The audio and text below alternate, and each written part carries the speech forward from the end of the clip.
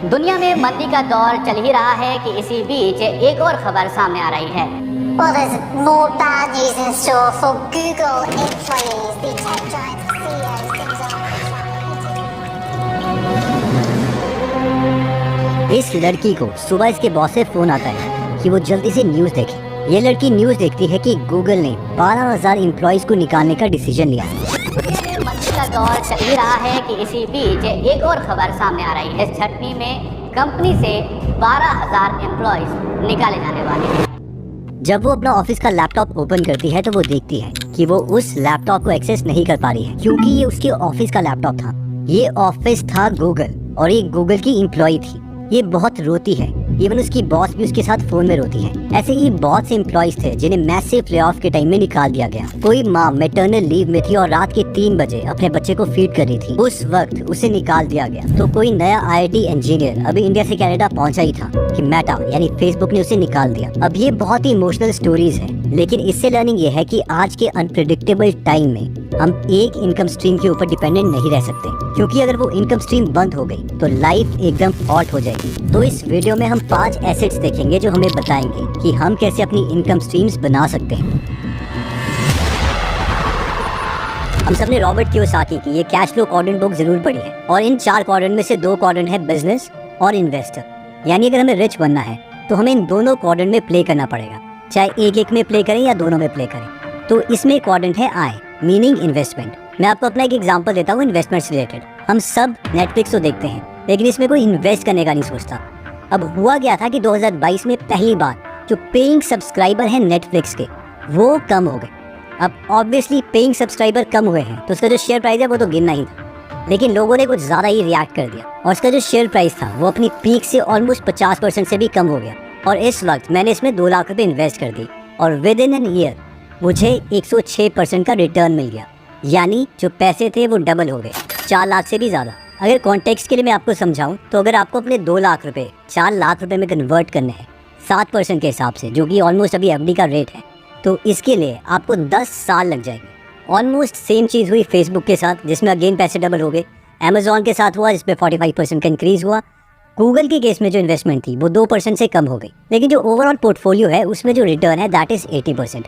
Google के ऊपर भी मैं काफ़ी वीडियोज़ बनाता गया कि उसका जो मार्केट कैप है वो $100 बिलियन से कम हो गया, बट मुझे इन्वेस्ट करने का उस टाइम ख्याल नहीं आया और उस वक्त मैंने ये अपॉर्चुनिटी मिस कर दी। एनीवेज, तो गोल ये है कि हमें इन्वेस्टमेंट तो सीखनी पड़ेगी। हो सकता है मैं इसमें लॉसेस भी हूँ, बट जो छोटे लॉसेस हैं वो एक्सेप्टेबल हैं, क्योंकि बुक से स्ट्रैटेजी सीखने के बाद कभी ना कभी हमें इसे अप्लाई तो करना ही पड़ेगा, क्योंकि रियल लर्निंग तो ग्राउंड में जाकर ही होगी। इसके लिए हम शुभम का कोर्स भी कर सकते हैं, जो फुल टाइम इन्वेस्टर हैं और इनका खुद का 12 करोड़ का पोर्टफोलियो है। ये 14 आवर्स का कोर्स है जो गूगल एप्लीकेशन में अवेलेबल है। या फिर अगर हमें बुक्स ही पढ़ के सीखना है तो मेरे ओपिनियन में 4 बुक्स हैं जो बेस्ट हैं। इन बुक्स को पढ़ने के बाद आप अपनी इन्वेस्टमेंट जर्नी थोड़े थोड़े पैसे करके स्टार्ट कर सकते हैं।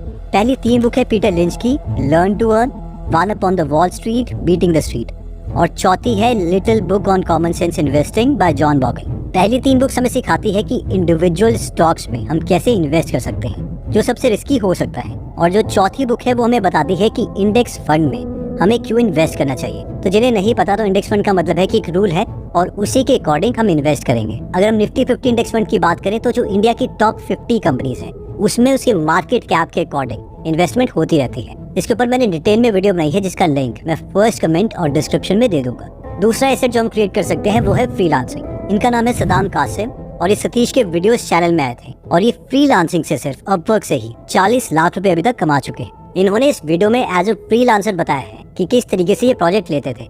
लेकिन अगर आप ये जानना चाहते हैं कि जो लोग हायर करते हैं उनके दिमाग में क्या चल रहा है, ताकि आपकी जो फ्रीलांसिंग जर्नी है उसमें आप फ्रीलांसिंग प्रोजेक्ट ज़्यादा ले पाए, तो उसके लिए मैं अपना एक्सपीरियंस आपसे शेयर कर सकता हूँ। देखिए, अगर मैं बाकी प्लेटफॉर्म्स की नहीं सिर्फ अपवर्क की बात करूँ तो अपवर्क में मैंने खुद 326 लोगों को हायर किया है और $13,000 के आसपास स्पेंड करे हैं, यानी 10 लाख रुपए के आसपास।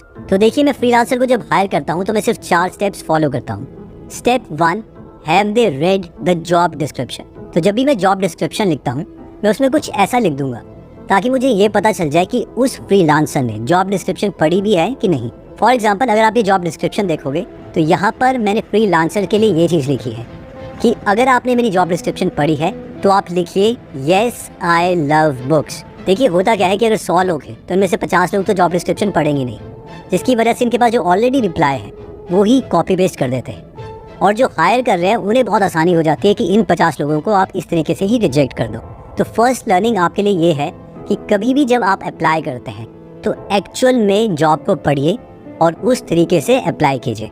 Step 2, ask for a free sample. तो मैं क्या करता हूँ, एक छोटा सा फ्री सैंपल मांगता हूँ सारे फ्रीलांसर से जो वो 50 बचे हुए हैं। फॉर एग्जांपल जैसे कि उनको बोला कि 100 वर्ड्स हैं, आप इन्हें ट्रांसलेट करके मुझे सेंड कीजिए। अब इन 50 में से भी जो 25 लोग हैं वो फ्री सैंपल कभी भी नहीं देंगे, क्योंकि उन्हें लगता है कि मैं फ्री में क्यों अप्लाई करूँ, क्योंकि उन्होंने ऑलरेडी 50-60 लोगों को अप्लाई किया होता है। इसलिए अब इनिशियली 100 में से सिर्फ 25 लोग बचे हैं जो मुझे पोटेंशियल कैंडिडेट दिखते हैं। Step 3 is skill and attitude. अब क्या होगा कि जो 25 लोग हैं जिन्होंने मुझे फ्री सैंपल दिया है, इनमें से आधे लोगों ने गूगल ट्रांसलेटर यूज़ किया होगा और कुछ लोगों ने बस जल्दी से ट्रांसलेट करके भेज दिया होगा, और उन्होंने प्रॉपर इंस्ट्रक्शंस भी नहीं पढ़ी होगी कि किस तरीके की मुझे ट्रांसलेशन चाहिए। अब नॉर्मली क्या होगा कि जब आप फ्रीलांसर के प्रोजेक्ट्स के लिए अप्लाई कर रहे हो तो आप ये सोच रहे हो कि जो फ्री प्रोजेक्ट है उसके लिए मैं इतनी मेहनत क्यों करूँ, जब पैसे मिलेंगे तब मैं मेहनत करूँगा, जो कि बहुत लॉजिकल है। लेकिन आप ये सोचिए कि जो बंदा हायर कर रहा है, अगर उसमें आपका फ्री सैंपल ही इतना अच्छा है तो उसके दिमाग में क्या चलेगा। वो सोचेगा कि अगर ये फ्री में इतना अच्छा कर सकता है तो जब उसको मैं पैसे दूंगा तो वो कितना बेटर परफॉर्म करेगा। और अब क्या होता है कि इन 25 में से सिर्फ 1 या 2 लोग ही होते हैं, और कई बार तो वो भी नहीं होते, जिनका काम एक्स्ट्राऑर्डिनरी होता है और वो शॉर्टलिस्ट हो जाते हैं। Step 4 is negotiate and hire. इसके बाद सिर्फ नेगोशिएशंस होती हैं। हम उनको बताते हैं कि हम उन्हें कितना पे कर सकते हैं, वो हमें बताते हैं कि उनको कितना मिनिमम रेट एक्सेप्टेबल है, और फाइनली जब वो विन विन सिचुएशन बन जाती है तो उन्हें हम हायर कर लेते हैं। और इसके साथ मैं आपको ये भी बताना चाहता हूँ कि ये एक्चुअल में एक लॉन्ग वर्किंग रिलेशनशिप होता है। ज़रूरी नहीं कि एक इंसान आपको सिर्फ